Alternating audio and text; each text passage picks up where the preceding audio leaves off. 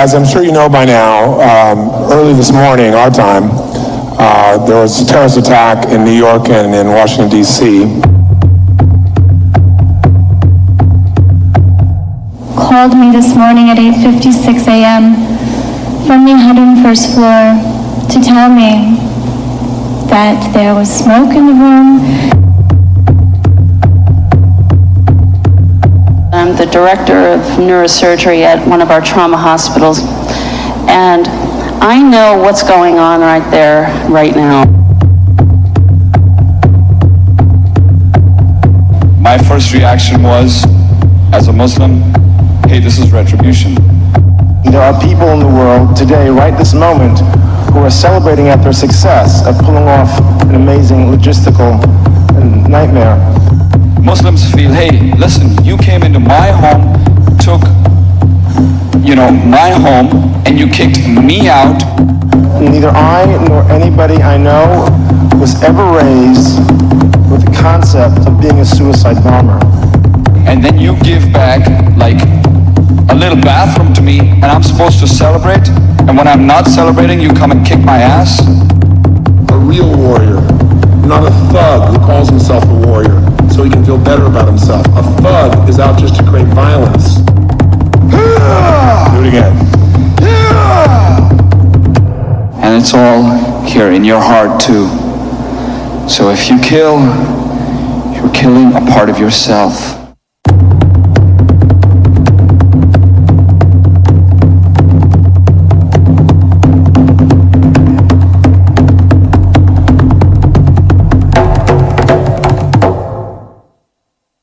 On September 11, 2001, as the towers burned in New York, all over the country, children were looking up at their parents or their teachers for guidance.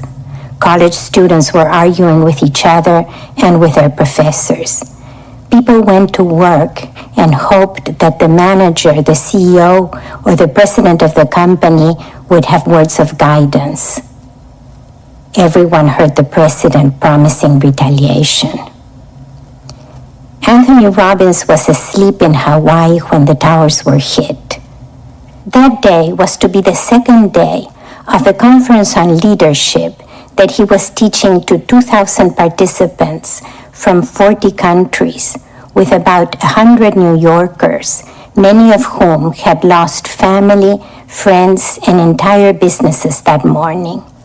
For a moment, Robbins considered canceling the event, but he reconsidered. When evil happens, for life to make sense, some good must come from that evil. When tragedy strikes, if life is to have meaning, some good must result from the tragedy. This film is a condensed version of the day's events, demonstrating how to create leaders in times of crisis and how to define metaframes where violence is not possible. One thing that is certain is that there will be times of pain, suffering, and crisis in everyone's life. It is my hope that this film will give you some tools to bring out the best in yourself and in others at those times. Since dawn, participants had been crying, screaming, and fighting with each other. Their reaction reflected the diversity of reactions taking place around the world. In New York, some had an immediate emotional reaction to the tragedy. Others were shocked and unresponsive. Some people were terrorized and fled the city.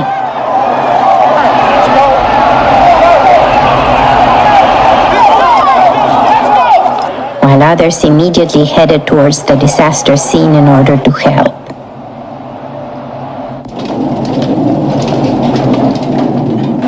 Around the world, some people reacted with anger and focused on revenge. Others demonstrated in the streets, some as a show of support for the victims, others as a dance of victory.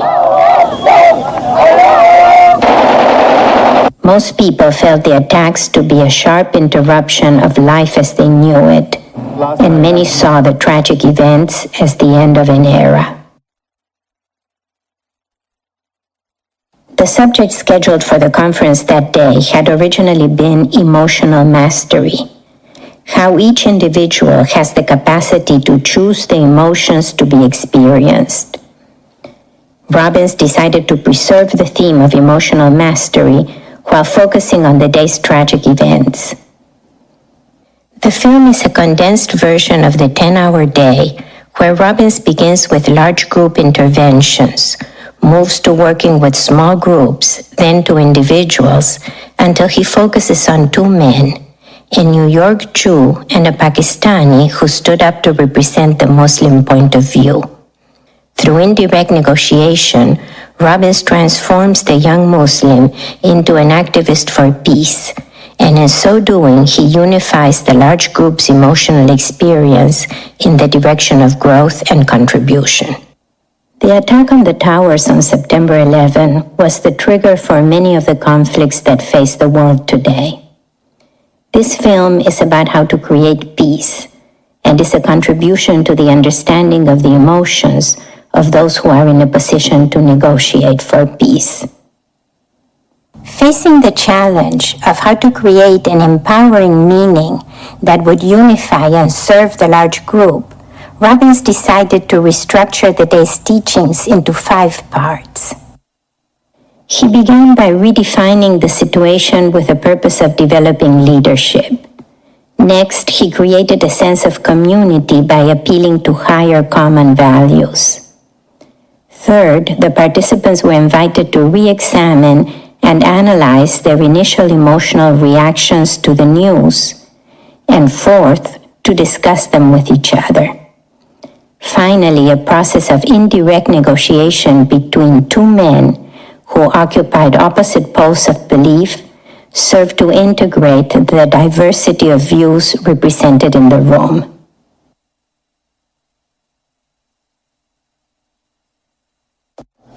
As I'm sure you know by now, early this morning, our time, there was a terrorist attack in New York and in Washington, D.C., and 4 airplanes were hijacked.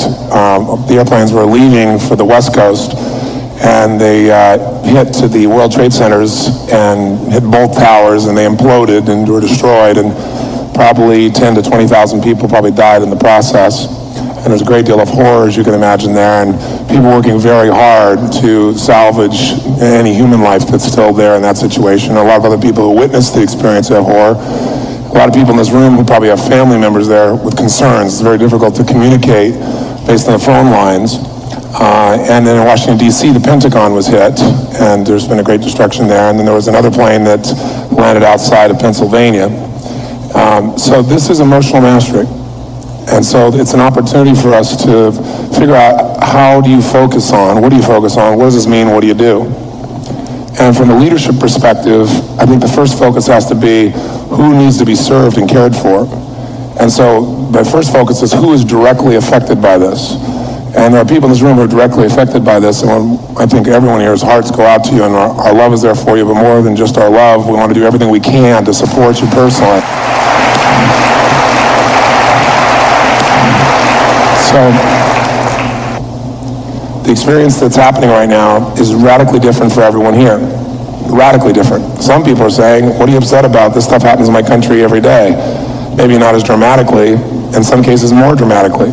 Some people are angry and they want to attack somebody. Some people are going to look at the Islam culture in a very ugly way when it's not a culture that's generated this, it's not a people that's generated this, it's a few individuals that have made some choices, and they're going to be in a different point of view. There's all kinds of things to focus on. There's all kinds of meanings which will create emotions, and there's all kinds of actions. I think as leaders, our responsibility, 1, is focus on who we can help. 2 is to find an empowering meaning in anything life gives you. If you don't find an empowering meaning, then what you're really doing is indulging, especially if it doesn't affect you directly. Now, I'm not talking about somebody who lives in that community, because if it was your hometown and somebody came in and blew up a building, you start to look at it differently. But 6 million people died in Africa recently, and most people didn't give a shit. My belief is simple. I believe 3 things. Number 1, in life, you got to see things as it is, but not worse than it is. And if you see it worse than it is, you're doing that to connect with yourself, you're doing that to connect with other people, you're doing that as a drama queen or king. But also, you don't want to not see it as it is. You don't want to pretend like nothing happened, because that's bullshit. This is a severe strike, and it certainly affects the psychology and the certainty and the caring and the emotions and the fears of people living in this nation and other nations too, who use this as a model of maybe where certainty or security may be. But you don't want to make it worse than it is. Second is, you got to see it better than it is, because if you don't see it better than it is, you're not a leader. Because if you don't see it better than it is, with no compelling future, then what people do is just sit around. And the third thing is, when you see it better than it is, you got to do something to make it better. At some level, no matter how small it is, every small action helps to make something happen. And I was encouraged this morning as I walked around and talked with people to see so many people focused on wanting to do something rather than just sitting and crying or feeling sad. And you have the right to do that. But if it isn't directly affecting you, you have to ask yourself why you're doing that. You could say, because I have so much compassion, and I'll buy that for a period of time, but if it lasts 2 or 3 or 4 or 5 or 10 days, then you better do this the rest of your life, because there are plenty of people you could have that same caring for.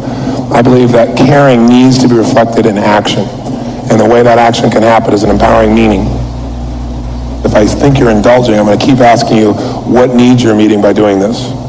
If you're taking action, you'll have my total support, because I think anything we can do. So one of the things we can do, a couple of things we can do. Number one is there's going to be a major need for blood. And so I'm arranging to make a blood drive here at this person's program. So we're going to arrange to have them come here and be able to take our blood for any of those who want to donate your blood. That is a real resource. That's a real contribution. And by the way, it'd be better to be in a positive state because it affects your blood. We're going to change the entire format of this day, and we're going to use this as a phenomenal tool for emotional mastery. But let's first think about the people that need our direct help instead of ourselves. That'd be the families, people here that may not even know how their families are doing. That'd be the workers that are out there right now trying to save people who are giving their heart and soul. It'd be anyone who's dealing with this crisis who needs additional strength. Send love and send light and send prayers to them in whatever way it makes sense to you. And let's do that for a moment of silence for 1 minute. Here we go. Many people at the conference felt that the intense destruction in New York deserved an equally intense emotional response on their own part. Others felt numb and worried that their reaction wasn't intense enough. Some were secretly pleased and excited. Many had been awake and upset since 3 a.m. and now felt demoralized and emotionally exhausted. In order to restore their emotional resources, Robbins will guide the group through an intense emotional experience of gratitude, appreciation, and the possibility of a new empowering vision which all could share.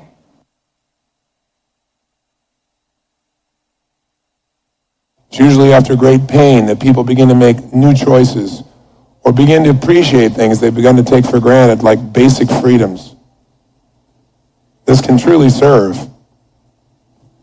It's up to us whether it does or not. You must create a vision of something greater. See it as it is, then see it better than it is. Then make it the way you now see it. That's what a leader does. They create a vision for more. Think about all the people that right now that are laughing, and if you could absorb all their laughter in your body. All over the earth, there are people laughing right now. All over this world right now, there are people kissing. Right now. All over this world, absorb all their kisses. If you're going to absorb all the pain, you better take up all of humanity's love too, because otherwise you're not picking a balance.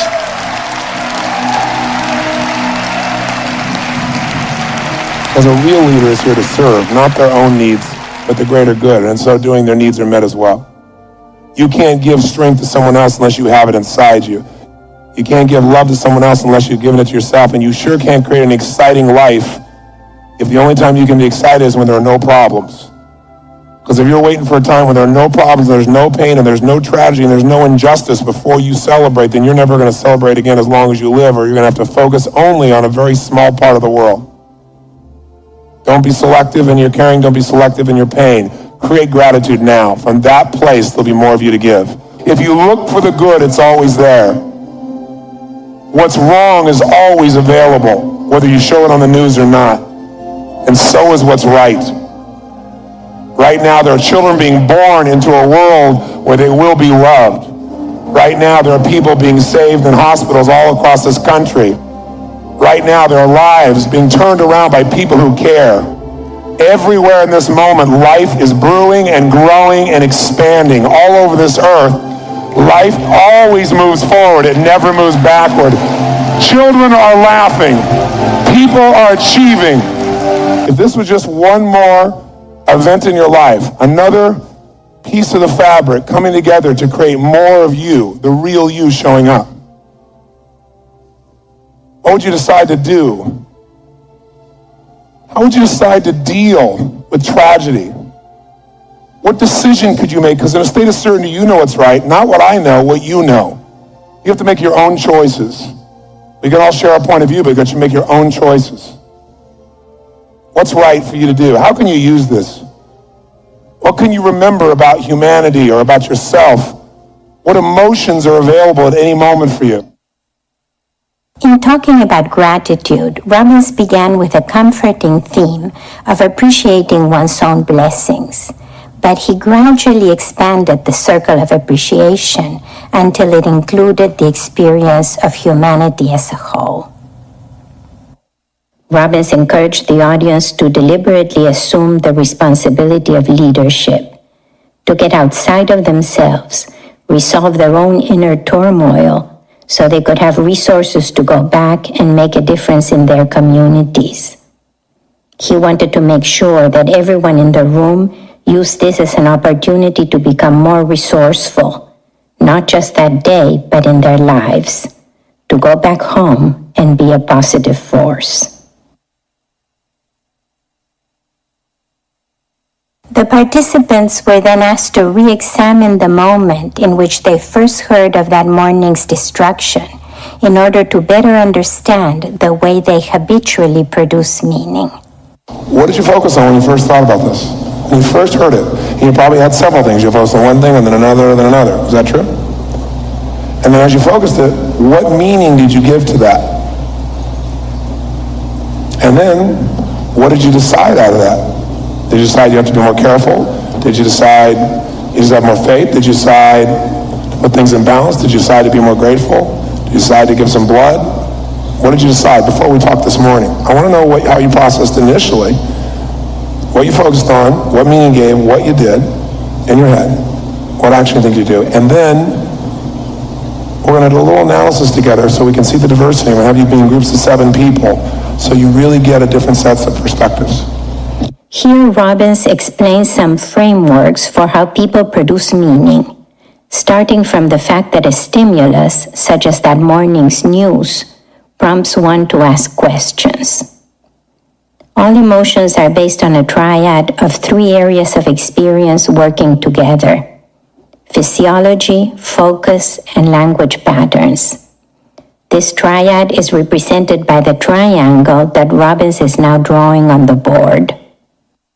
Whatever stimulates it, somebody's request, somebody's demand, somebody's interest, television, whatever. What will control your focus, though, day to day, even with that stimulus, is questions. So if when this happened, the question you asked yourself was, and your focus is like, oh my God, who did this? Then we know what's going to happen. You're going to move towards anger. If your question was, how could man do this to man? What's humanity coming to? Then you've gone to a different place. If you went to a question like, God, I wonder how these families are dealing with that, you're going to come up with a different set of emotions. If your question was, how can I really serve in this area? How can I help? You're going to go to a different place. Your questions control your focus, and your focus will control your feelings, because it will move you towards a meaning. It will move you in a direction. Day to day, moment to moment, it's your questions. What controls your focus throughout your life is your values. So if you value, for example, security as your highest value, I know this event is unnerving for you, right? If you value, let's say, making a difference, some part of you actually has maybe a sense of excitement about this, because you know that these are the kinds of moments, these are defining moments in which you can truly make a difference in the world. Day to day, people don't pay attention. People pay attention when there's pain. People want help when there's pain. So it all depends on what you value. A core concept in Robbins' thinking is that all human behavior is driven by 6 basic human needs. The first 4 are the needs of the personality and are essential to human functioning. The last 2, growth and contribution, are spiritual needs, which are essential to human fulfillment. All 6 human needs can be met in negative or positive ways. For example, in a situation such as September 11, many people experienced a loss of significance and certainty, which could lead them to the emotion of anger. Anger restores the sense of significance. The angry person feels important. And certainty, the angry person knows who is to blame. Even though a destructive emotion such as anger doesn't feel good, it is difficult to abandon it when it satisfies 2 or more needs. The goal is to find more positive and sustainable ways of meeting one's needs so that one can rise above one's own personal emotional challenges and address higher quality problems that can lead to helping others. It is ultimately by serving others that all 6 human needs are met most intensely. If you value significance more than anything else, you're pissed off about this if you're an American. Right? If you value certainty, you may be pissed off because you're afraid you're going to lose that, so you get into anger as a way of overcoming that. If you value connection, you probably are trying to think of all the people you can connect with, or you probably called people you care about the situation, or you shared it, and that's the highest thing you have. If you value variety, this is like, wow, this is drama, this is terrible, but it's a little exciting for you. Because there's no bad or good here. This is about authentically knowing how you react to situations. And you might look at somebody and be upset they're not reacting the way you're reacting, but no one's going to react exactly the way you're going to react except somebody that's your exact model of the world. And if you limit your life to people that share all your same beliefs and values and rules, you would have put yourself on a tiny, small little island with very few people. To be part of humanity, you have to appreciate all these points of view and then allow them, some of them may influence you as we talk about this. Because some people are going to be in your group and they go, this is bullshit. People die every damn day. Oh, now because it's this dramatic way it's done, you're going to be upset, and someone else is going to go, how could you say that? My family's in New York City, right? Or someone's going to say, I don't know. I think, this is America's payback for all the shit they've done. And someone's going to go, what? We do more things for the world? So this could be a really inspiring conversation. Or if you start to get hooked, if you feel yourself getting hooked by something someone's saying, instead of getting hooked by them, you got to realize you're the one who's hooked. It has nothing to do with them. Why is this bothering you so much? What is it that you're overvaluing for you to get this upset? Because you're getting that upset, something you're probably overvaluing. You're valuing too much. You're valuing it more than the relationship or the learning of the conversation. See if you can stay fascinated by the unique different ways instead of judgment about everybody's point of view.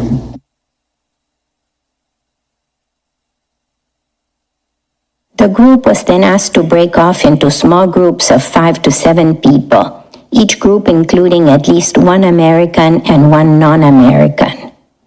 The purpose of these discussions was to examine the relationship between one's initial emotional reactions and one's system of meaning, as well as to observe this relationship in other participants. Confronted by the sheer diversity of emotional meanings, it became clear that each individual's particular combination of questions, values, beliefs, and needs is unique. This recognition that one's emotional reality exists only in oneself prompts a sense of ownership and responsibility for the meaning one wants to create. After the large group reconvened, Robbins called on individual participants to share their experience. You will see that these conversations follow 3 steps characteristic of Robbins' human needs psychology. First, Robbins will seek to identify the person's most highly valued needs, desires, beliefs, and rules. To influence a person, you must know what already influences them. What is their model of the world? Next, Robbins will identify the meaning the person associates with the possibility of taking steps toward change. That is the barriers to progress. Then, Robbins interrupts the old pattern of meaning or emotion and provides a new alternative that more effectively meets the needs of the individual or the group. The first man he calls on is Assad. What's your name? Where are you from? Assad. I'm from Berkeley, California. Okay. Originally from Pakistan. Originally from Pakistan. So, I'm a Muslim. In my group, there was actually a gentleman who had a pretty associated experience. His girlfriend was in the area when this whole thing happened. I had a very different experience. Other people had different experience. There was a gentleman who, I guess he works with Red Cross or one of those organizations. So it's very different, and it was great to get a perspective to see where everybody else is coming from. My first reaction was that I didn't give this any meaning. I just thought, let's see what happens. My fear was that me and people like me are going to be branded immediately, you know. So you did give it a meaning. Well, it was kind of mild. Yes. Mild. I'll be branded for life. There's a mild meaning. No. I've already, I mean, I'm not criticizing you. I totally feel for you. I just want to point out there's no such thing as not creating a meaning. But there is what you did, which is, okay, I'm starting creating a meaning. You went to a maybe mode. Let's see. Which is very intelligent of you. But go ahead, continue. Yeah. So it took a lot of courage for me. I wanted to say in the group what I thought would be the right thing to say, which is like, oh, this is really bad, and you know, it's horrible, and people have died, and this should never happen. But I thought that, you know, if I'm not going to step up, and like you said, emotional mastery is about being you first. I agree. So I thought, you know, my first reaction was, as a Muslim, hey, this is retribution. That was a kind of a feeling. It wasn't like a judgment, like, yeah, you know, this is great, you know, finally somebody. It was kind of like a feeling like of maybe camaraderie or understanding, like somebody's going to understand where, you know, Muslims are coming from when they do things like this, wherever they do it in the world. And then the second thing was, for me, it was, I wish I could be there so that, you know, whatever. Maybe I could just hold somebody's hand, or maybe I could just, you know, sit by somebody, or whatever level of contribution that I could give. I wish I could do that. When you said that people would understand where Muslims are coming from, help us understand. Because I don't know if people will. I don't know if people will look at that and say, okay, now I know the pain they've been through and that's what's driving them. Why don't you give us your perspective? Okay, it was during the Gulf War. It was about nothing except money, oil. That's all it was about. It wasn't about Saddam Hussein. It wasn't about any of that. It was about oil. That's what it was about. And in the American newspapers, I don't think anybody ever remembers reading how many people, innocent people, died in Iraq. They had this thing, oh, we've got smart bombs, and we've got smart this, and we've got smart that. But the only people that died, most of the people that died, were civilians, children, women, old men, and a lot of people that actually went to fight, they were civilians in soldiers' clothes. How that relates to you for this bombing is, because do you see the diverse reactions within him? Because he wants to be there to hold somebody's hand, but he also understands why it happens, which means he has conflicting triads within himself in terms of the experience here. How many see this? Let me see your hand. And what he has is the courage to express what he really feels in an environment that wouldn't be very popular. So explain to us how that relates in terms of this bombing for you then. You see the injustice happen there, so it's like what comes around, goes around kind of thing, or karma, or what's the relationship for you? That first reaction you had? First reaction was simply that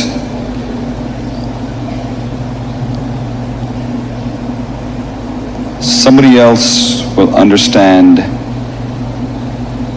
my feeling of frustration, and maybe... What's the feeling of frustration based on?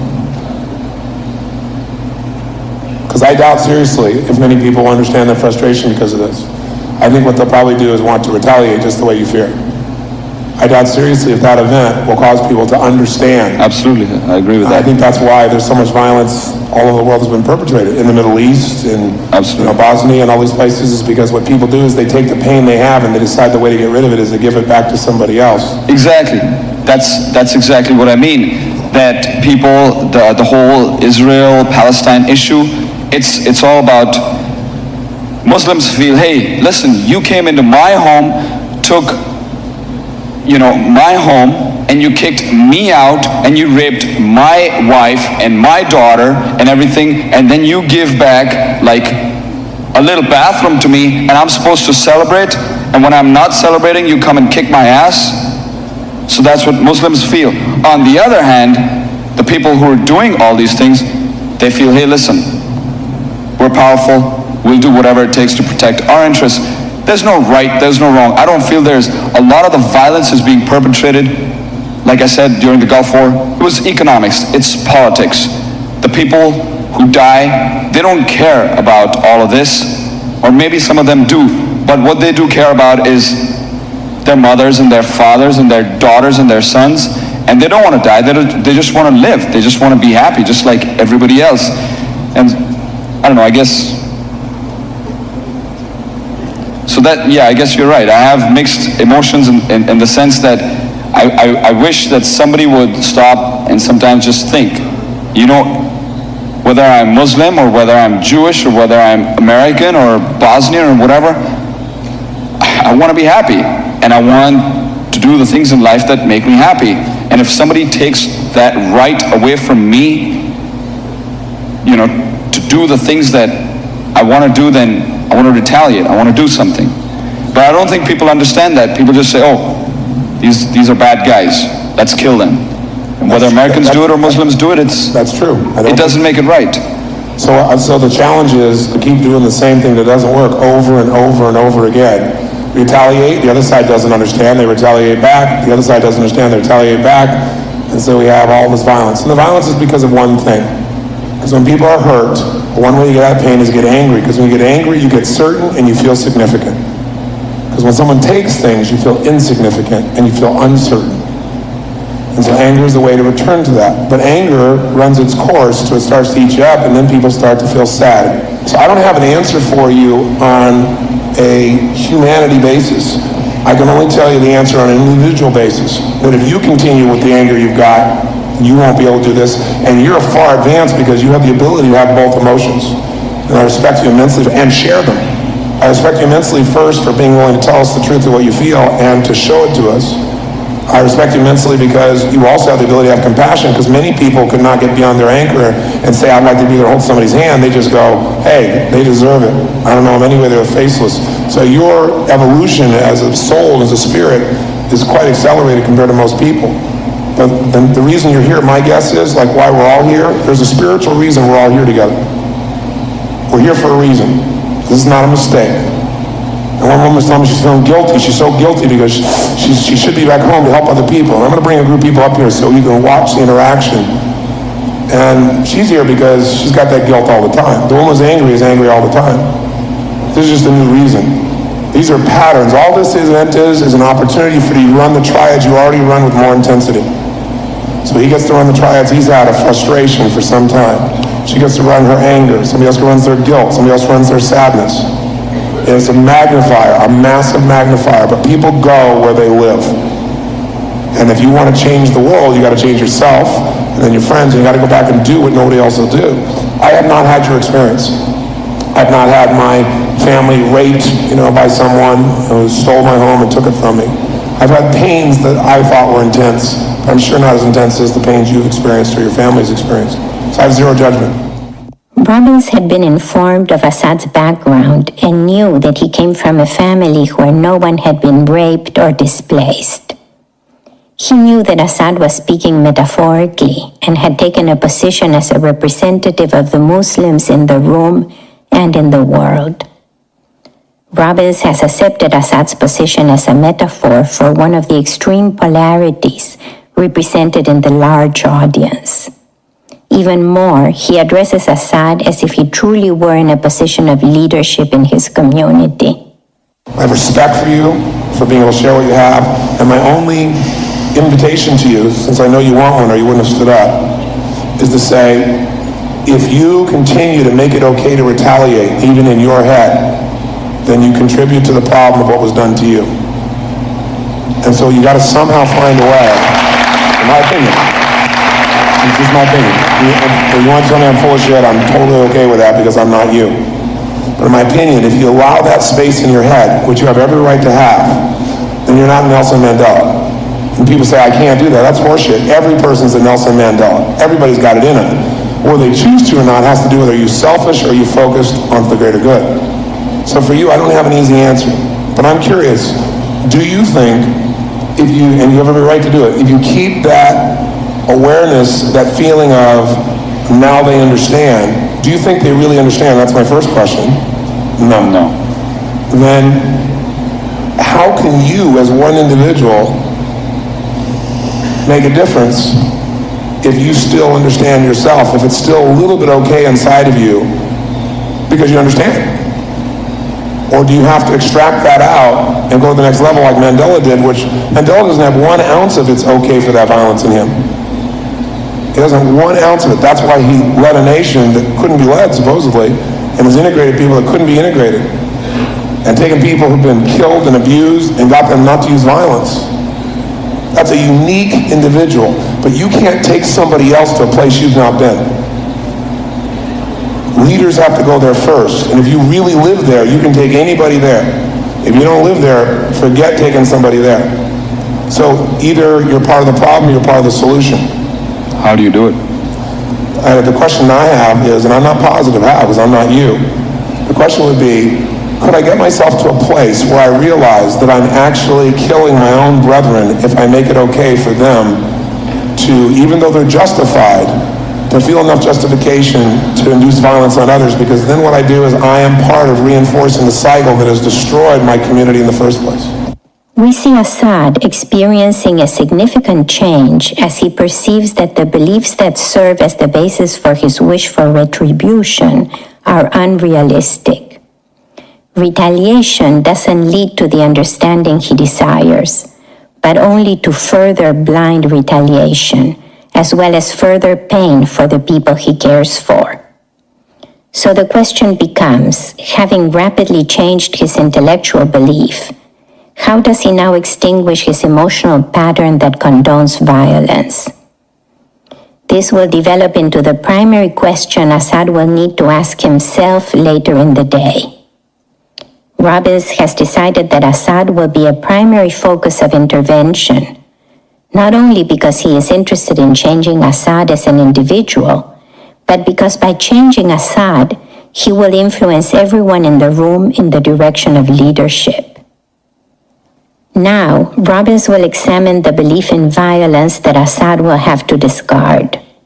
He will present Assad with an elevated view of himself, even equating him with Nelson Mandela, and so will influence him to live up to that expectation. What would happen if violence disappeared with all these young people? What would they do?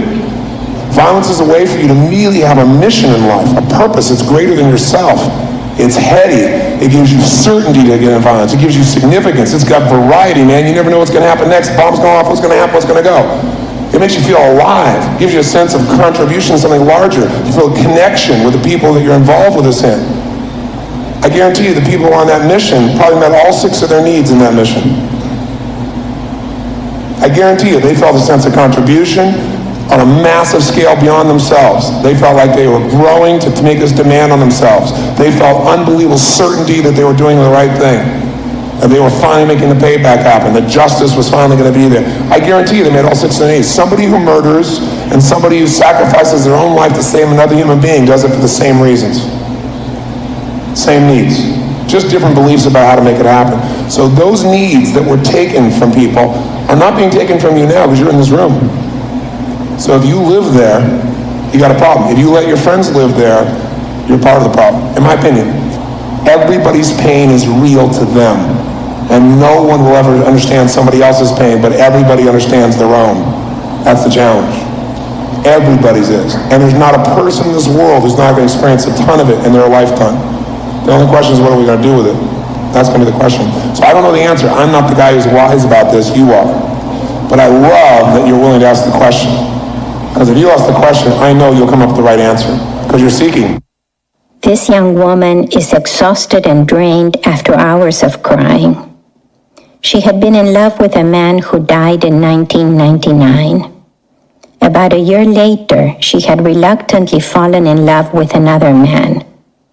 She was afraid of an intense involvement because of her grief over the first man's death. She came to the conference after telling her fiancé that she was not ready to marry him. During the first day of the conference, she changed her mind and left a message for him saying she would commit and she would marry him. Both she and her fiancé worked in the World Trade Center. My office was on the 101st floor of the Trade Center, and he and his brother owned the firm that were on the 101st, 2nd, 3rd, 4th, and 5th floor. And he heard that message and called me this morning at 8:56 a.m. from the 101st floor to tell me that there was smoke in the room and an airplane had crashed into the building and he was about ready to lose his life, and that he wanted me to know that he did love me and that he's sorry that we had to go through everything that we had to go through in order to know that we had to live in the moment and stop living in the past and mourning. I guess I'm just wanting to stand up here to remind everyone that it's important to let your emotions flow. Don't bottle them up, but no matter what happens, not to get stuck like I did living in the past with that ball and chain so that you can't commit 100% to the present. And What was the lesson the spiritual lesson that's been given to you now with a giant hammer twice? You're a pretty powerful woman to handle this. I think first we should acknowledge this.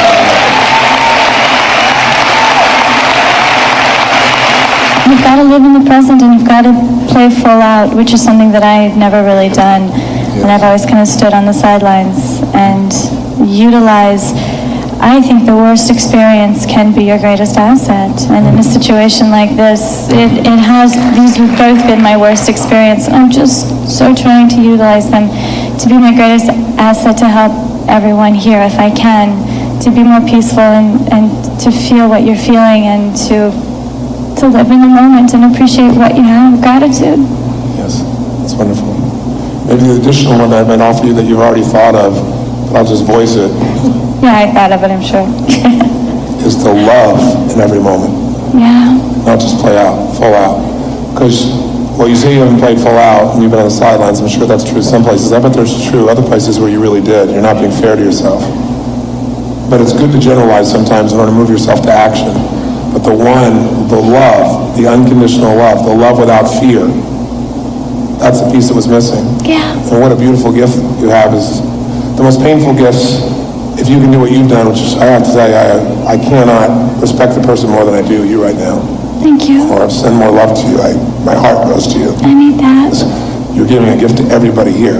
Because if you can find an empowering meaning in this and be such a beautiful soul and leader, and get the lesson that makes you live more now and love more now, and if you can know what a gift you had to have shared a love many people never will share with this man and have you both know it, my bet is that if you knew it was going to end this way in advance, but I don't know, I'm going to ask you, if you knew you'd only have the brief time, but you'd really know you could have this kind of love, or you could have never connected with this man, which would you have chosen?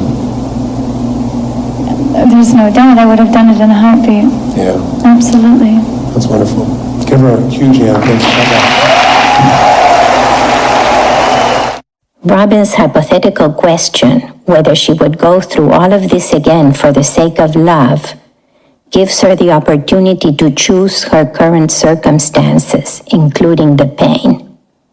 This choice strengthens her identity as someone who is determined to love and contribute under any circumstances. There's a spiritual lesson in all your pain. When you get the lesson, you get to let go of the pain. It's up to you to find that lesson. It's there for everybody.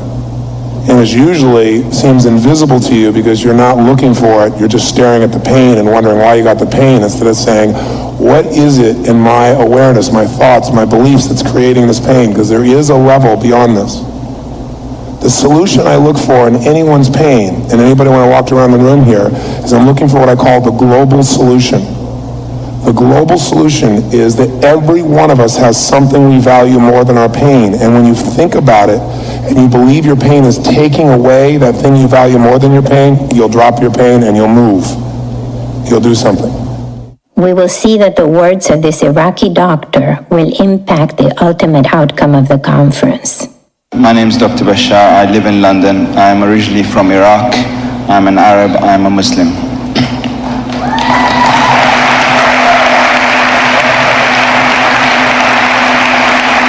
By the way, my only request for the rest of this would be, whatever you're going to announce that you are, please add at the end, I'm a human. Because I think that's the one thing that we all are in this family. A member of the human family, which I know you are, sir. The greater purpose for this event is to open up a tremendous opportunity for people to understand each other and to come together and really carry out a purpose of peace for the future.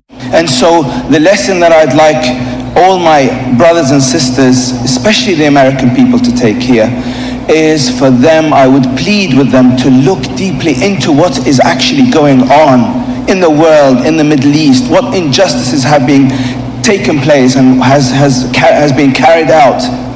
And then for people to come together, for the Israeli to sit in front of the Arab and the American, sit together as people, go out, meet people who are viewed as the enemy, sit down with them, talk to them one-to-one, and form a huge lobby,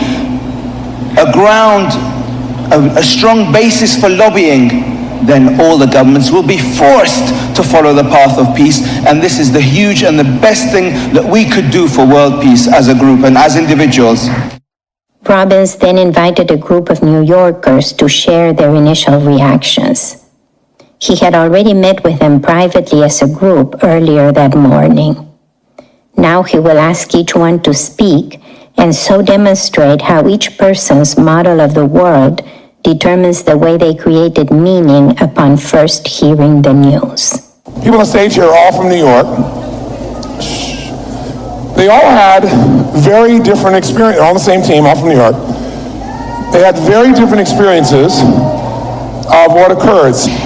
It brought up all of those feelings. No, this did not happen for the best. This is shit. I don't want to hear people saying that this is something that happened for the best. This is horrible, it's horrific, and yes, maybe we can find meaning in it, but we shouldn't be deluding ourselves into thinking that this is something that happened for the best. And what happened when we had that conversation?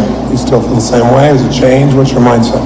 You said that I live with anger and that I use it, and you're absolutely right with that. It is a tool that I've used in very often in my own life for good. I get angry about something and it's like it's jet fuel. She is certainly a rich enough human being emotionally to find other ways to get jet fuel. But I said, this is not the only place you do this. You've done this your whole life, and that's grabbed her. And I could see it because this was a well-oiled process, and it is for all of us. However you've reacted to this situation is a well-oiled process. If we didn't have this situation, this pattern was already in you. Do you agree with me on that? Yes, I do. And so it can get triggered again by this issue, but it can be triggered by anything, because this is a way to feel powerful and strong about standing up for what you believe in and not letting injustice be there, which are actually really beautiful and tense. But it gets used in other areas too, and it gets used in a way that sometimes is destructive, certainly to you, if not to other people.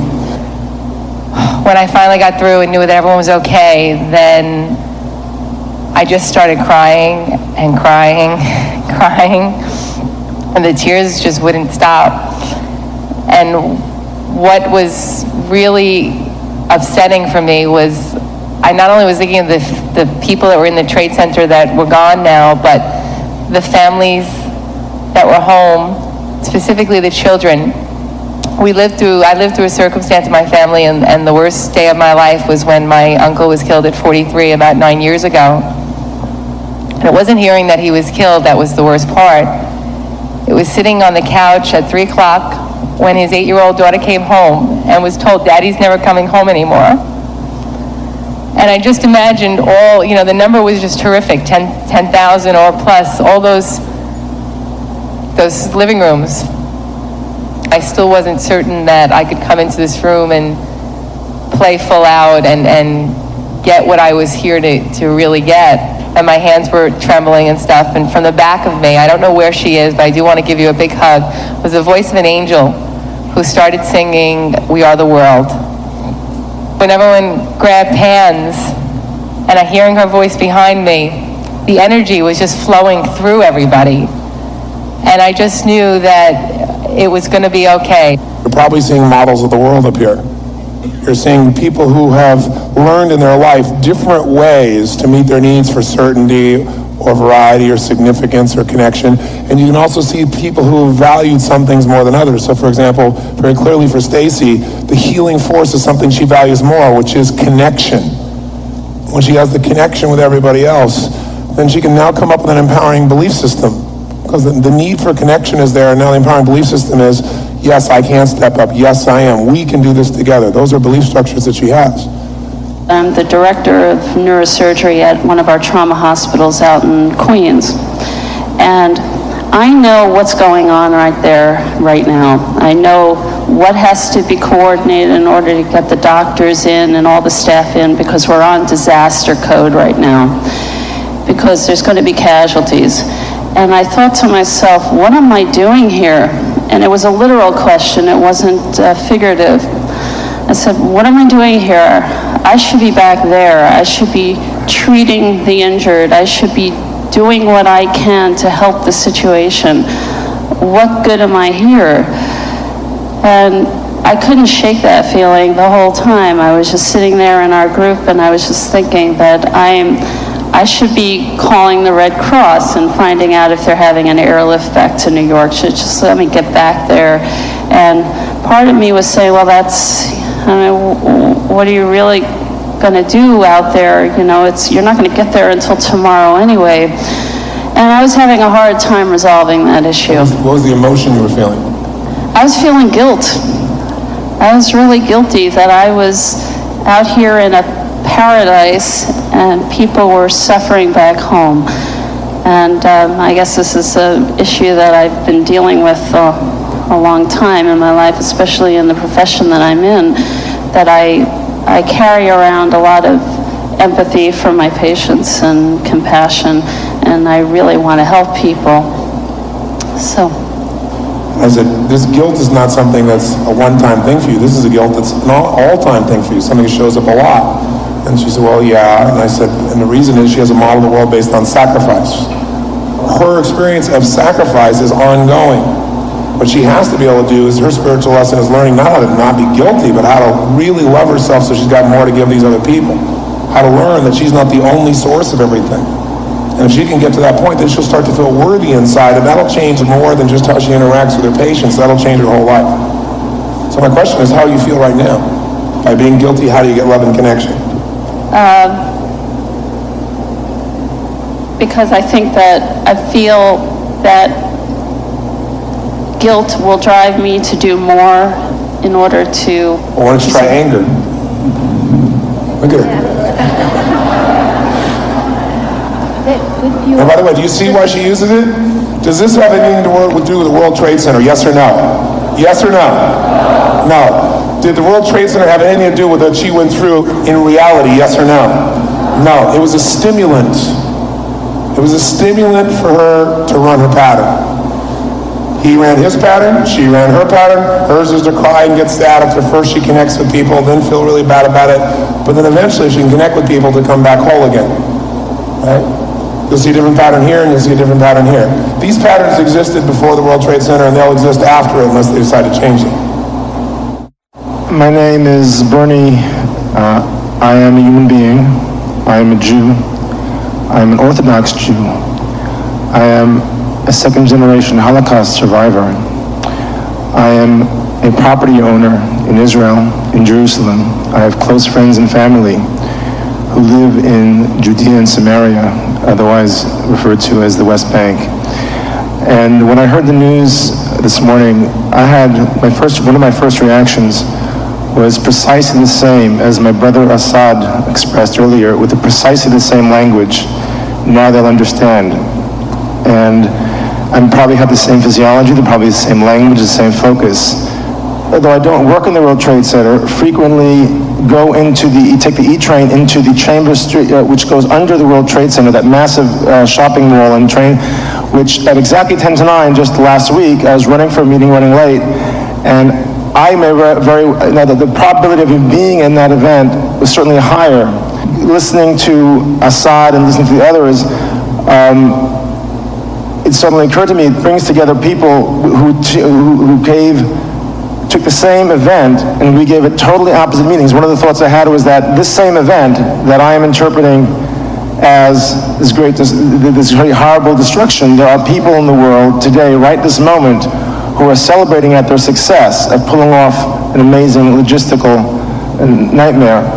And Doctor, I forgot his name, I would like to invite you and take out the opportunity we have of being here together at Life Mastery to sit down with you and share with you certainly my perspective and my beliefs and my belief structures, because I can probably have to admit that I was raised to hate Arabs. I mean, in my growing up, but I can tell you that neither I nor anybody I know who is more directly affected was ever raised with the concept that of goal of being a suicide bomber.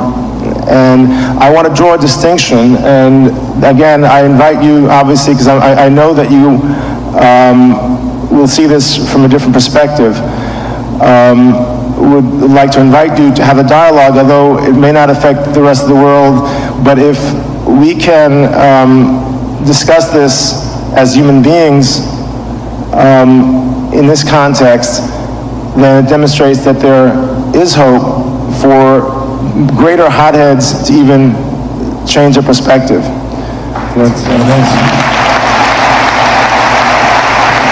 So interestingly enough, he would likely have been in the World Trade Center, and he's here. He didn't know why he was here. He could have made a decision so much more easily and gone locally and not had to go through all that stress, but something guided him to be here, just like everybody else. So it's your opportunity to figure out why you're here. Let's consider Robbins' options at this point. He could have organized a roundtable discussion with Bernie, Assad, Dr. Bashar, or another New Yorker. He could have chosen to work with one or more of these people separately and individually. Or he could have organized a negotiation or a debate between them. Instead, Robbins chose to do something quite different, to set up an indirect negotiation between two men who represented polar opposites. Assad, as he attempted to explain the belief in violence as a response to the suffering of his people, represented one extreme. Robbins could have chosen any New Yorker as Assad's counterpart, but he preferred to choose Bernie, a New York Jew with roots in Israel and a child of the Holocaust, as someone who, like Assad, also represented the suffering of past generations. He invited Bernie and Assad on stage to participate in a process of indirect negotiation. The purpose of indirect negotiation is to create a platform of mutual empathy between two people with opposing interests in order to prepare them for a productive interaction. The process consists of 7 steps. 1. Introduce a metaframe. 2. Clarify individual questions. 3. Block direct communication. 4. Internal individual negotiation. 5. Listening and taking notes. 6. Indirect agreement. 7. Direct agreement. In this instance, Robbins chose to create a metaframe using a sequence of Jungian archetypes. Whenever you have a severe challenge of some sort and you're having difficulty resolving it, remember, you're not going to resolve it with the same resources that you're trying to solve it with, because what you're doing isn't working. If there's something you're struggling with, like an injustice, or you don't know what to do, or you're frustrated, or you're hurt, or you're sad, one way to do this is to tap into other parts of you. Now, in social psychology, or in various forms of psychology, throughout the world, people develop different stories, mythology, to help us be able, through stories, to learn how to deal with situations just like we're dealing with today. The problems we have of life and death, of betrayal, of coupling, of connecting, of the challenges that we go through with our children, all the challenges, aging. Mythologically, the reason that something becomes a myth, a story is a myth, is it's told so many times that the story is sustained for hundreds or thousands of years, hundreds or thousands. And so they're sustained because they have lessons within them. And in this mythology, there are archetypes.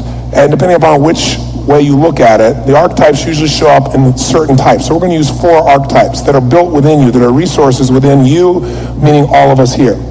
So the first archetype or part of you that we're going to talk about within you, the fundamental one that most people will go for, especially in times of this situation, is the warrior. Now, the warrior is a part of you think of the part of you that is probably the most intense, the most strong in its attack on anything. The warrior is about action and strength. The warrior is looking to do something, and they're doing something using their power. Okay? So there's a warrior part of you. There is a part of you that many of you would think of as a magician. Think of a magician as somebody who can detach from anything and just observe it. And a magician finds the magic in anything. A magician can snap their fingers and change something. They see things that other people get upset about as absurd because they have a totally different perspective. A magician just sees that it's all magic. It's all hocus pocus. It's all spells. It's all trances. It's all hypnosis. And the magician has a little bit of a whimsical view of things. The magician, as I've jotted him down here for, is that he's more involved in the invisible. He's more involved in intuition. And he knows it's easy. He knows it can be done in an instant. Whereas the warrior, how's a warrior handle it? Warrior's got to do it through strength and power and action. The magician might do it with a snap of a finger. The magician might do it by an insight or by the humor. Totally different view. Third one for you is the lover inside you. The lover, hopefully you don't need much description of, but the lover is really your deepest emotions of connection and love. This is where you vibrate with life. This is where all the deepest connections within you are. This is your connection to everything. To God, to yourself, to other people. The deepest love you have. A love that does not have conditions. A love that is pure. The purest part of you. The most loving, pure part of you. And then finally, the fourth part is the sovereign. And the sovereign, in mythological terms, is the person who really, he knows your vision and purpose. He or she. The sovereign is the one who governs, has the ability at least to govern our lives. They know why you're here. They know what you're here to do. Think of them as like being a great king or queen who has just an enormous amount of wisdom and knowledge. They've been here before and they can command. And they don't overreact. They know, a wise sovereign. Now, all 4 of these parts are inside of everybody in this room, every single person here. However, they're not only in every part of us, but they're not always in balance. Sometimes who's running the whole show is the warrior. And so everything is reacted to with that kind of response. Sometimes who's always in charge is the lover. And if any one is always in charge, it gets exhausted. It is important to understand 2 distinctions between the strategic archetype process and most other therapies that use archetypes. Robbins archetypes work primarily as a sequence, which is more than the sum of the individual archetypes. Also, the strategic archetype process is solution-oriented, as it is used to seek answers to a specific question that will lead to specific decisions and behaviors. The strategic archetypes process is rooted in physiology, as the participants identify parts of their body that are associated with each archetype. The strategy of indirect negotiation harnesses the force of emotion, turning it into a strength that will bring about unity. Indirect negotiation operates on 2 levels, internally and interpersonally. Internally, the process begins with the second step of clarifying individual questions. The force that would have been directed towards an opponent is thereby directed inwards, towards a clarification of one's own values and emotional states. In other words, the negotiation must begin on the inside before it can be directed outwards. Each man will redefine his problem as a primary question to be answered within his own self during the internal negotiation. And let's turn your chairs facing each other. So what's the question that you want to resolve? Red microphone. There are so many things flooding, but I guess the primary question that I want to ask Assad is... Oh, no, it's the question I want you to ask yourself. This question I'm asking myself. Yes.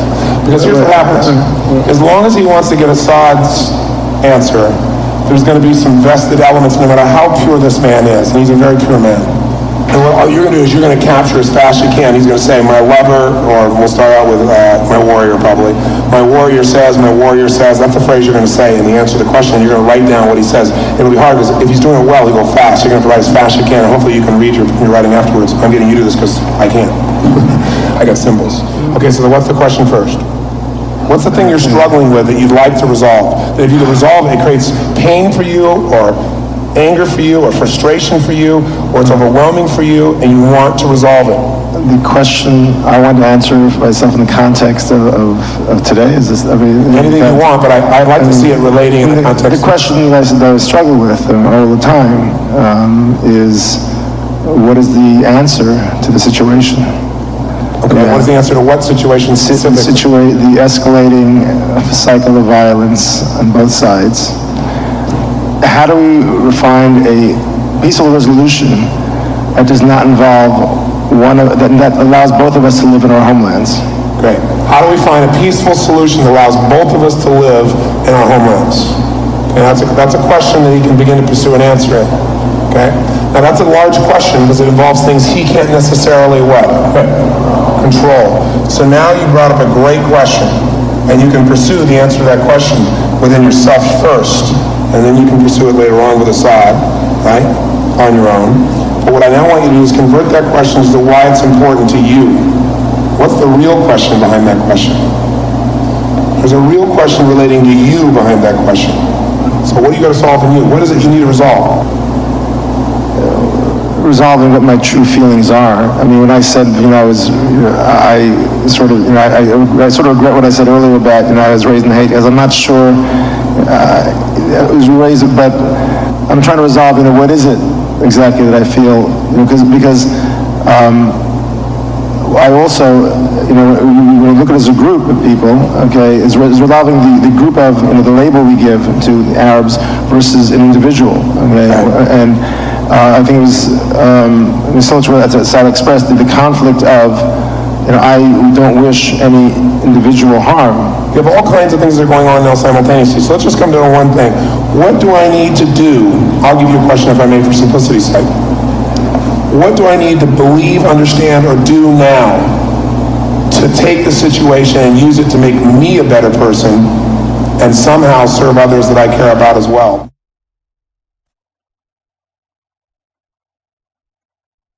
And make the sounds of your warrior. Do it again. Do it again.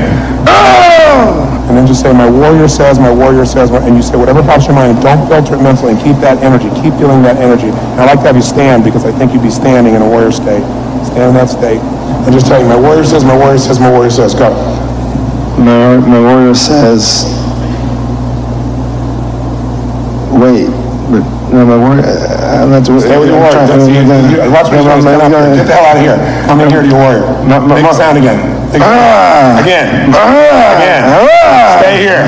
What does your warrior say? That's a way to make yourself better today, now, in a way that'll make you better and long-term serve both Arabs and Israelis. Warrior says what? My warrior says, let's sit down. Stay there. Yeah, I can't.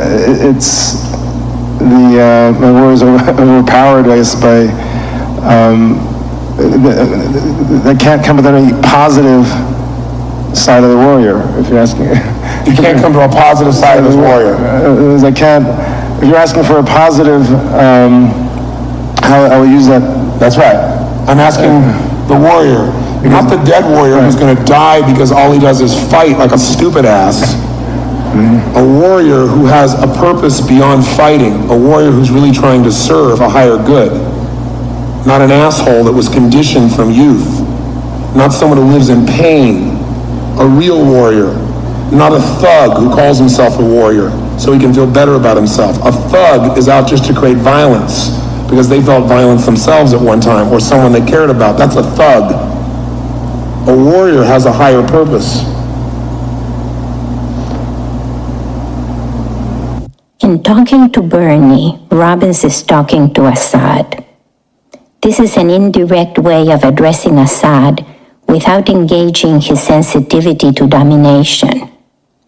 Robbins is also deliberately intense on Bernie in order to leave the option open of being hard on Assad.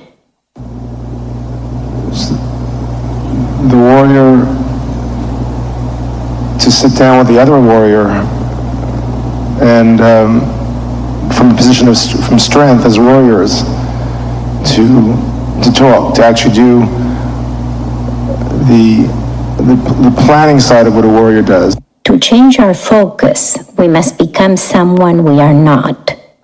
At this moment, Robbins has positioned both Assad and Bernie to become another. The archetypes are imaginary entities that are used to bring out an alternative identity in each man. The process of internal negotiation begins for Bernie as he struggles to find his warrior. Assad's attention is intensely focused on Bernie as he must take notes of everything that Bernie says and so incorporates Bernie into himself. Is recognize how this experience can make you a better person, how you can share this with others, take the message to the world and make the message global. That's right. The warrior says, tell Tony to distribute the videotapes, the live video feed from these events, to make that message global.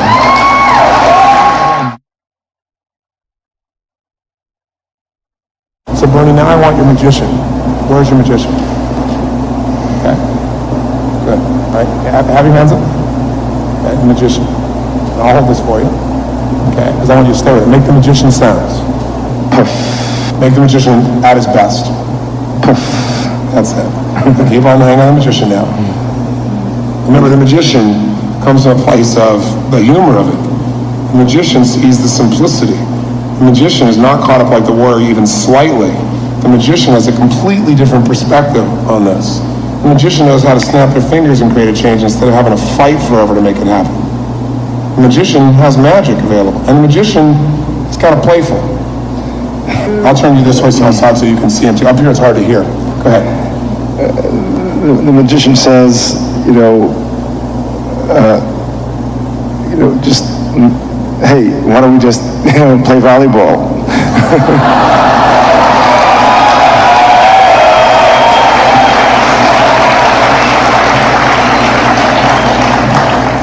The magician says, hey, let's go sailing.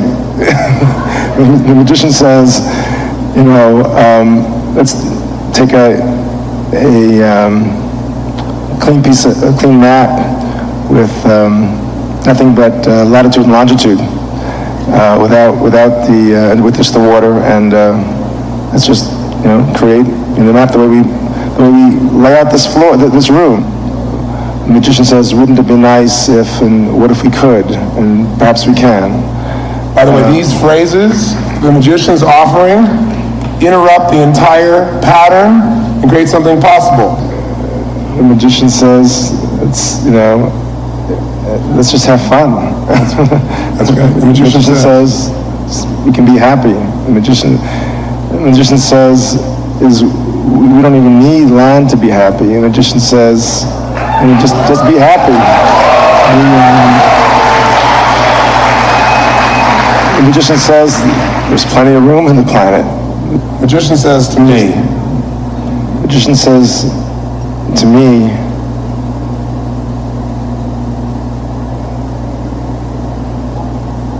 bring your kid up differently.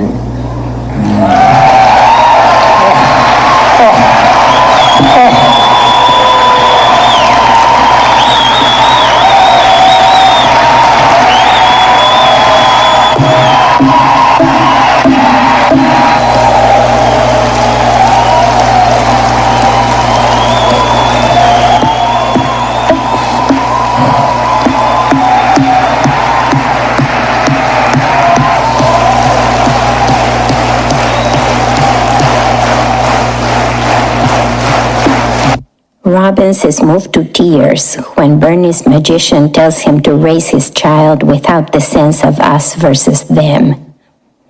Bernie's child, by the way, is still a month from being born. Bernie's commitment in relation to his unborn child is a commitment of the highest level and shows he is taking full responsibility for the meanings he creates. He does so without even needing the discussion he wanted with Assad. His conviction comes from within, and he doesn't need to get it from anyone else. how's that for an answer? That's where the problem is. And that's where the answer is. That's it. The magician is so wise. All right.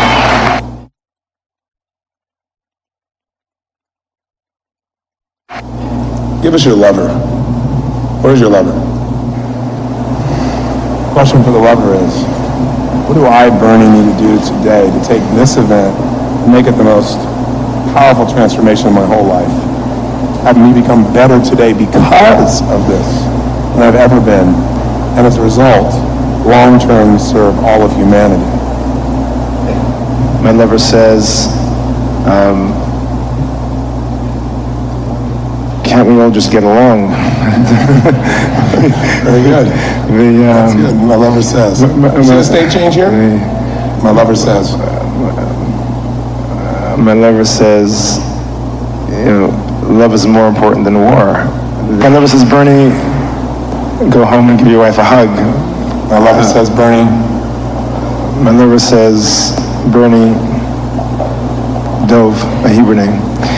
My lover says, Bernie. My lover says, Bernie, hug your friends, hug your family. My mother says, tell your mother again that you love her. What does your lover say about Assad? My lover says Assad has, I'm sure, pretty much the same feelings. My lover says Assad has the same kind of lover, the same kind of,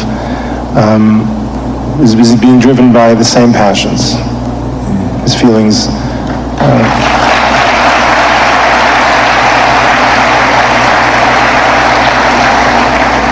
As the lover, Bernie quickly moves to the deepest level of loving and feeling loved. He refers to himself by his Hebrew name, Dov, which carries strong family affection. And he slips at one point from saying, my lover says, to my mother says. At the point at which Bernie is contemplating his love for his mother, Robbins asks Bernie to say something about Assad. In the midst of feeling so loving and loved, Bernie answers that he sees Assad as having the same lover, the same passion, as being fully equivalent. When Bernie identifies with the extreme imaginary entity of his lover, he realizes that Assad must experience the same emotional processes.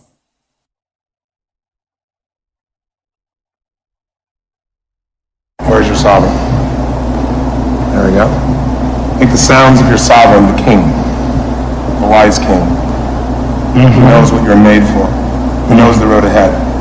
I understand. Good. Tell us, the king says to Bernie, we'll put one hand up here. The king wants control. the king says to Bernie, choose your words carefully. And Sovereign says, speak only after great thought. Sovereign says, choose your emotions with care.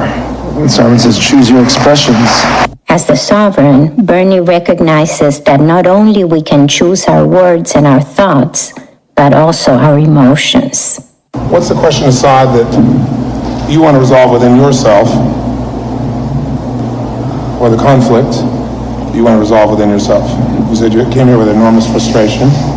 I guess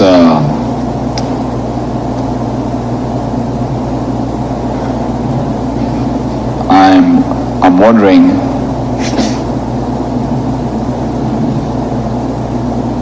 what is it that I feel that they're taking from me that is making my life less? So what if we made the question, what is it that I've been focusing on that makes me believe someone is making me less, and what could I do today to no longer ever feel less again? Because that would resolve it then. Yes. Okay, does that work for you? Yes. Okay, great. Why don't you stand up? And what I want you to do is, let's start with your warrior. Where's your warrior? From that place. Make the sounds of your warrior. Do it again. Do it again. Now, from your warrior, tell me the answer to this question. What is it that you believe they have been taking from you that makes you feel less? And what can you do today so that you no longer have to live in reaction and can become free forever? The warrior says, let's fight together. Who is he speaking of? The warrior says, who's to fight together? All of us, everyone. The warrior says, let's fight together in order to what? In order to do something new, to feel something new, to experience something different. And the warrior says we should fight together for what? For freedom. Of whom? Of our captured hearts and minds.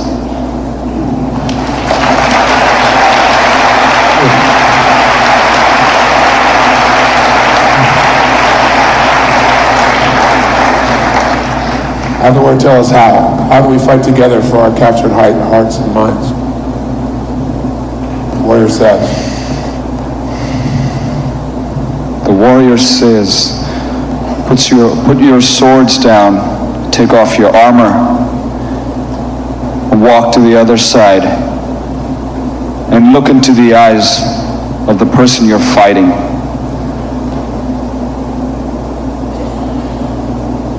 And then give him a hug.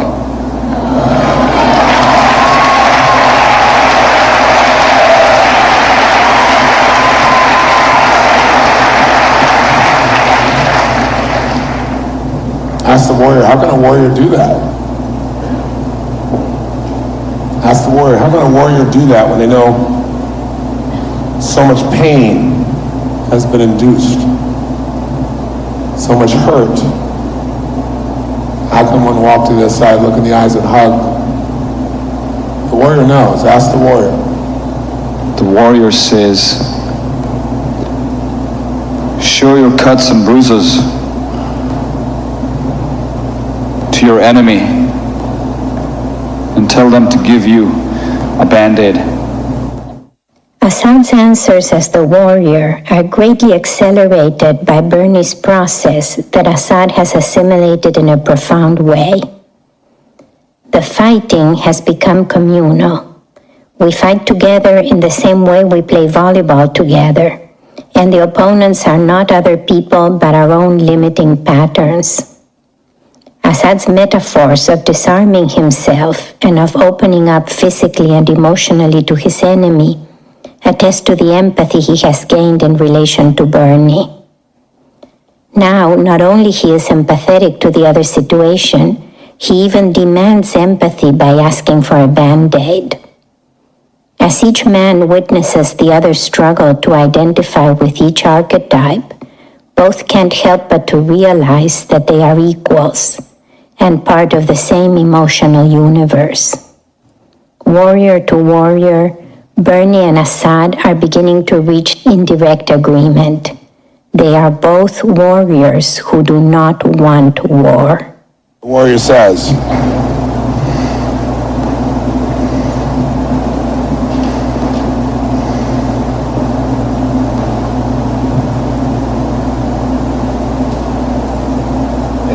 The warrior says, stop fighting and start healing.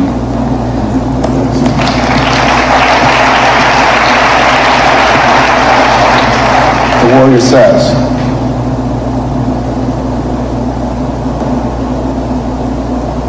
I'm tired. that's right, I'm tired.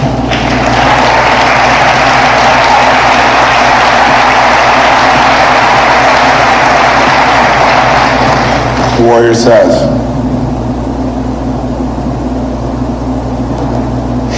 The warrior says, I want to chill and have some olives. let's chill and have some olives. The warrior says,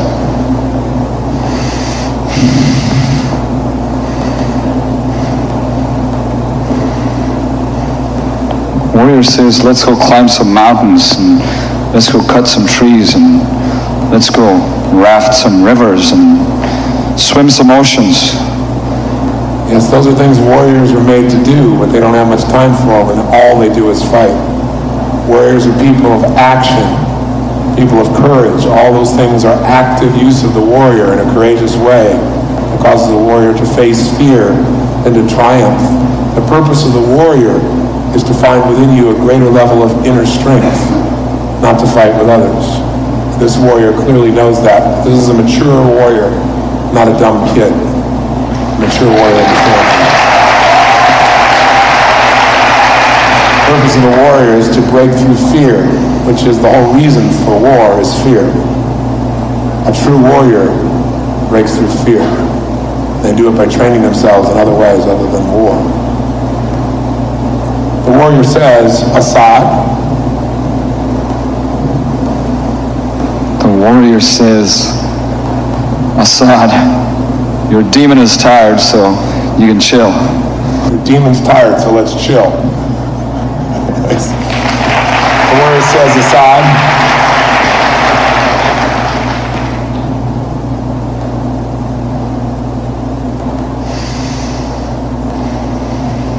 The warrior says, Assad, make love.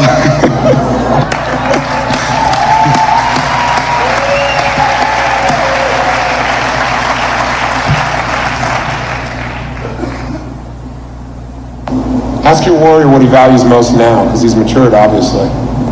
What does he value most now? The warrior says, I value. The warrior says, I value inner power. Inner power. The warrior says, I value. Joy. Very nice. Passion. Passion. Love. Desire. Courage.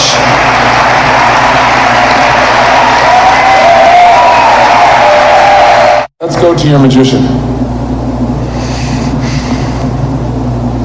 Okay? And make the sounds of your magician.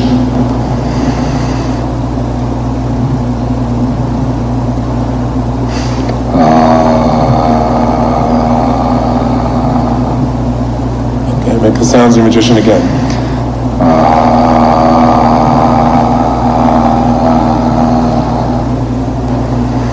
And we ask your magician, what is it that I've been focusing on so much that it makes me feel like they're taking it from me and therefore I'm less? And what can I focus on, believe, or understand forever now, or do that'll free me from this so I will never again feel less than, nor will I have to force someone to know that I am more than? The magician says. The magician says,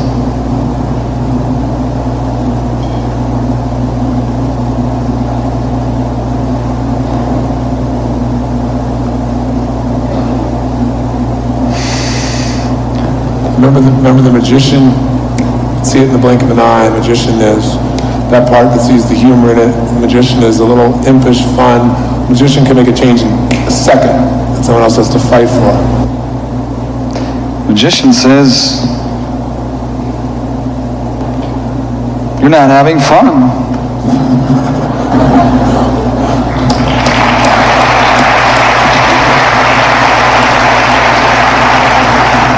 The magician says, you're not in love. The magician says, find the passion. And the passion.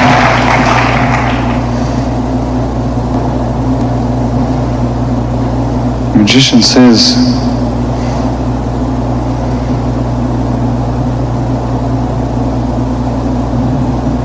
smell the flowers.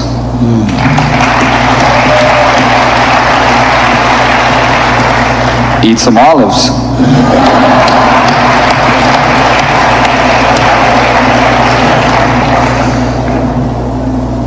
And volleyball is cool too.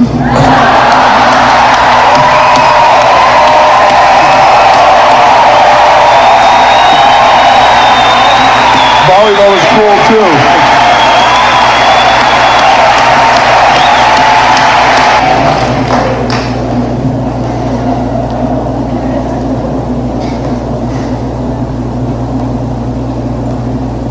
The magician says,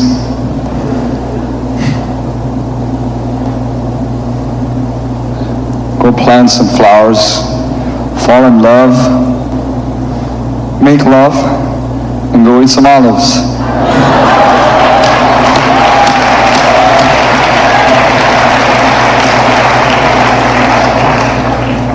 The magician says, Assad.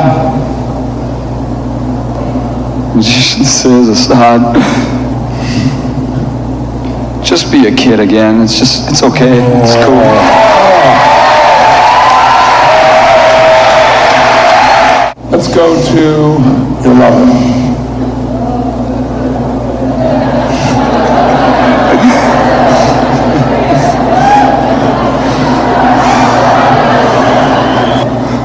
Yeah, baby.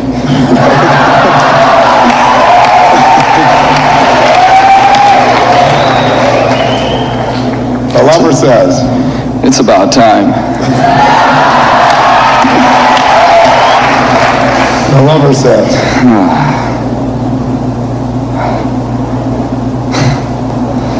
the lover says,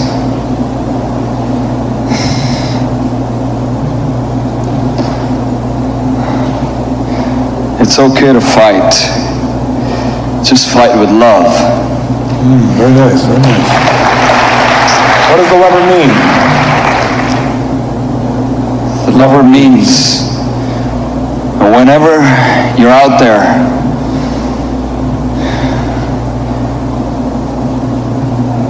fighting the demons of your own limitations, do it with spirit, do it with heart, and do it with love.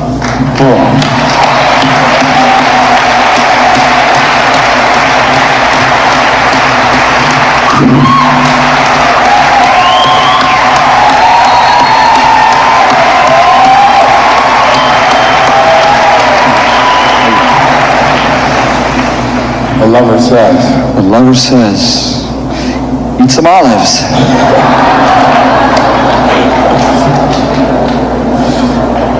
It must be peace food.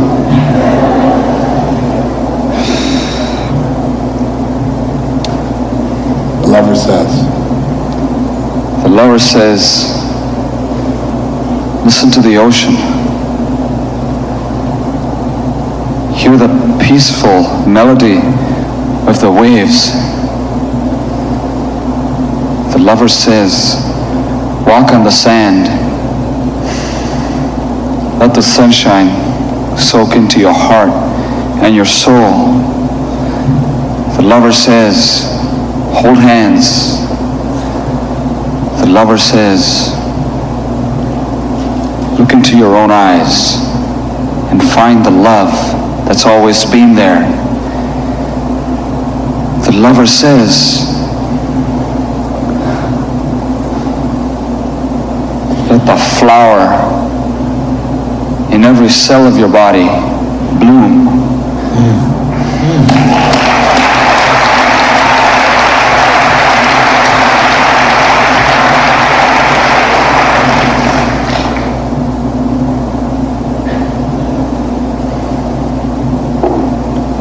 Lover says,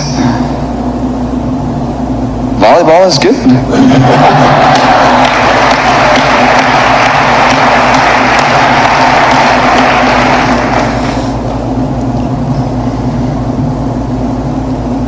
Lover says, let's play, and then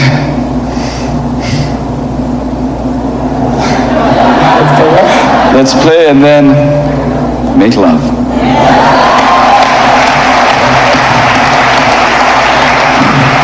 The lover says Assad. Lover says Assad.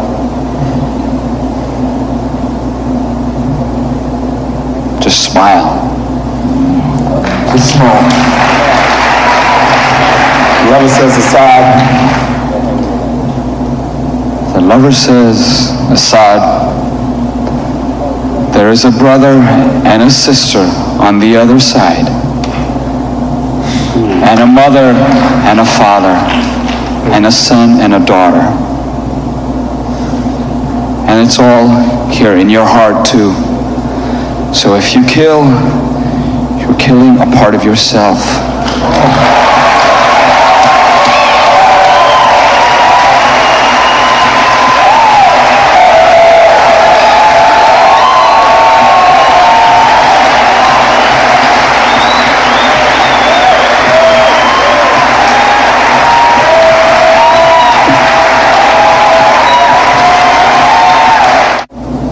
Where is your sovereign?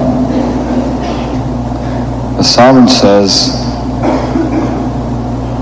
if you're having fun, and if you're making love and having olives and playing volleyball, then there are no problems. The sovereign says, it's time to put down the weapons and sing. The sovereign says. What's the hesitancy when you tell me what the sovereign says? It's too big. What's too big? The sovereign's too big? It's too big for me. You're not big enough to be a king. Ask the magician what he thinks of that.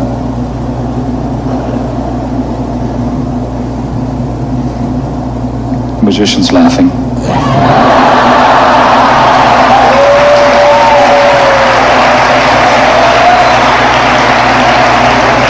Magician, if this is you or not, if the sovereign is also you.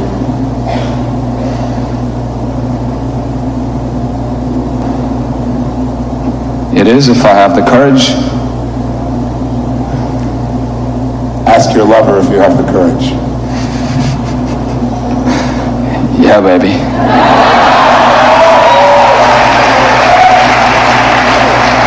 Ask your warrior if you have the courage.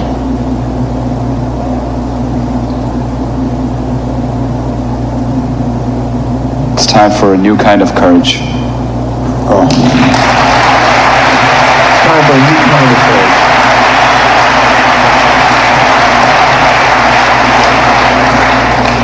Ask the three of them to take you personally and introduce you to the sovereign.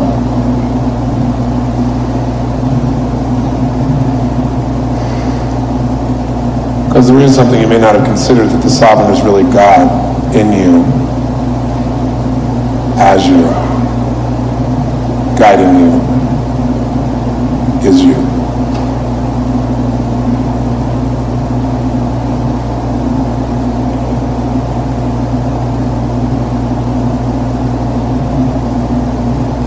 If that's not too big.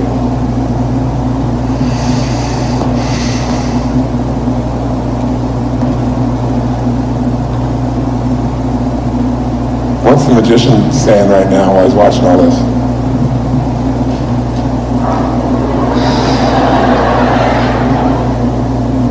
Magician's looking at his watch. He's saying it's about time.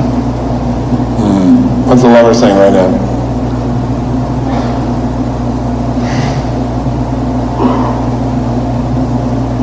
He's saying, the sooner you do it, the sooner we'll fall in love.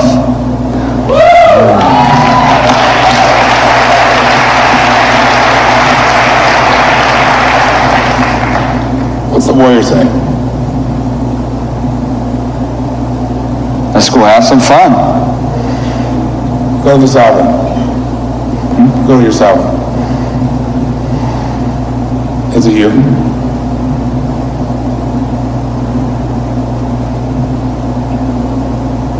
Tell you what, make him a prince, don't make him a king. Okay.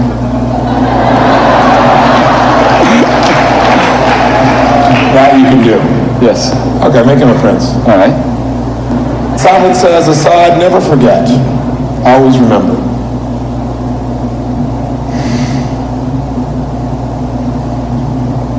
Never forget. Always remember. Always remember.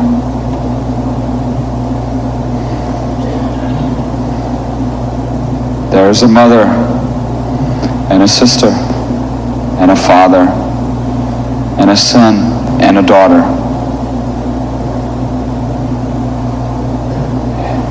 And they feel the same kind of love and the same kind of pain as your own mother, as your own sisters, as your own father. And you're all family anyway.